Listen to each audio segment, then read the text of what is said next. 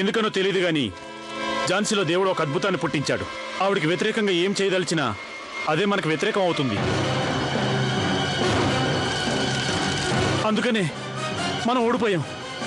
మనకు వ్యతిరేకంగా వేలకు వేల మంది ముందుకొస్తున్నారు. I think we will have to change our plan. లేకపోతే మనం ఆవిడని ఓడించలేమని బ్రిటిష్ వాళ్ళు అంగీకరించాలి. ఒకవేళ అలా చేయకపోతే ఆవిడని ఏం చేయలేను సార్. ఆవిడకి తల వంచడం తప్ప ఇప్పుడు వేరే మార్గం ఏం లేదు సార్.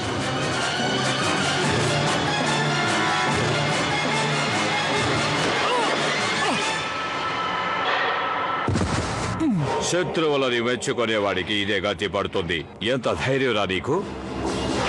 మన బ్రిటిష్ వాళ్ళ శక్తిని ఒక భారత నారి ముందు కించపరుస్తావా?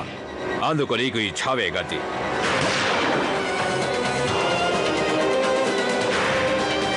వీడు మాత్రం ఒకటి సరిగా చెప్పాడు. మేము మా వ్యూహాల్ని మార్చుకొని తీరాలి. ఆవిడ్ని చంపడానికి, కనీసం బంధించడానికి చేసిన ప్రయత్నాలు విఫలమయ్యాయి. అందరూ ఆవిడ ఏదో దేవతగా పూజిస్తున్నారు. ఆవిడ ప్రజలే ఆవిడికి చాలా బలం. ఆ ప్రజల మనసులో ఆవిడ మీద ద్వేషం పుట్టిస్తే బలహీనులు అయిపోతుంది. నేను ఇక ఆ పని మీదే ఉంటాను. కళ్ళు తెరువు దామోదర్, కళ్ళు తెరిచి నన్ను చూడు. ఏమైంది నాన్న నీకు? ఏమైంది వైద్యుడి గారు? మా దామోదర్ తొందరగా కోలుకుంటాడు కదా? తప్పకుండా మహారాణి గారు. దామోదర్, యువరాజు గారి మెదడుకి పెద్ద దెబ్బ తగిలింది మహారాణి. ఉదయం వరకు వేచి చూడాల్సిందే. దేవుడు దయతలిస్తే ఉదయానికల్లా యువరాజు గారు మామూలుగా ఆడుకుంటూ ఉంటారు.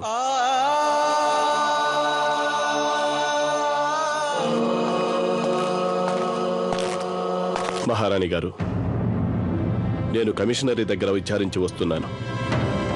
అక్కడ తెలిసిందేమిటంటే మిషనరీ సిబ్బందిని కూడా ఝాన్సీ నుంచి వాళ్ళు బయటికి పంపించదలిచారంట. అక్కడ వాళ్ళనేది ఏ ఒక్క ఆంగ్లేయుని కూడా ఝాన్సీలో ఉంచరంట. అక్కడి ప్రజల నమ్మకం ఏంటంటే యువరాజుని అపహరించడంలో ఈస్ట్ ఇండియా కంపెనీ వాళ్లతో పాటు మిషనరీ వాళ్ళ ప్రమేయం కూడా ఉండి ఉంటుందని. వెనువెంటనే చర్యలు తీసుకున్నట్లయితే అక్కడున్న ప్రజలు చట్టాన్ని అతిక్రమించి తీరుతారు. అక్కడ మిషనరీలో ఉన్న వాళ్ళందరినీ కూడా ప్రజలు తరిమి కొట్టేసేలా ఉన్నారు.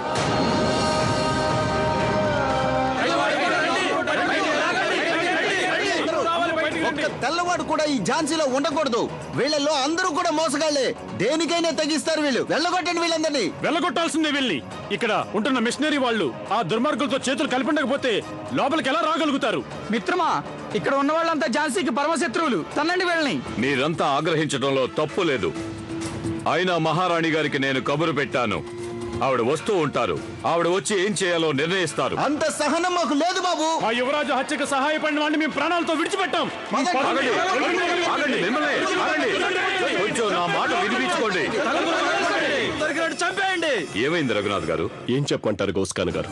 యువరాజు గారు స్పృహ లేకుండా ఉన్నందువల్ల మహారాణి గారి పరిస్థితి కూడా క్షీణించిపోతుంది. తన సంతానానికి ఏమాత్రం చిన్న దెబ్బ తగిలినా తల్లి తల్లడిల్లిపోతోంది. ఇక మన యువరాజు గారేమో ఈ ఝాన్సీకి కాబోయే మహారాజు కదా.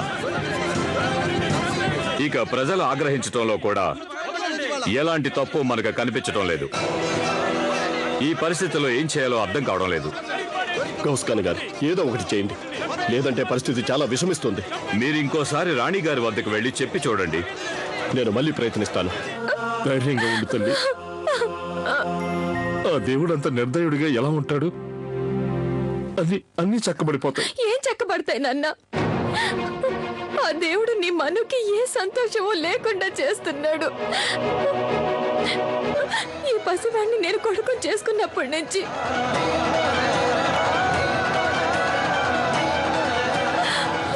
గ్రహణం పట్టినట్టుంది. నాన్న,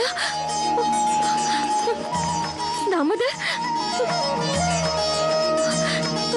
నాన్న, దామోదర్కి స్పృహ వచ్చేసింది నాన్న.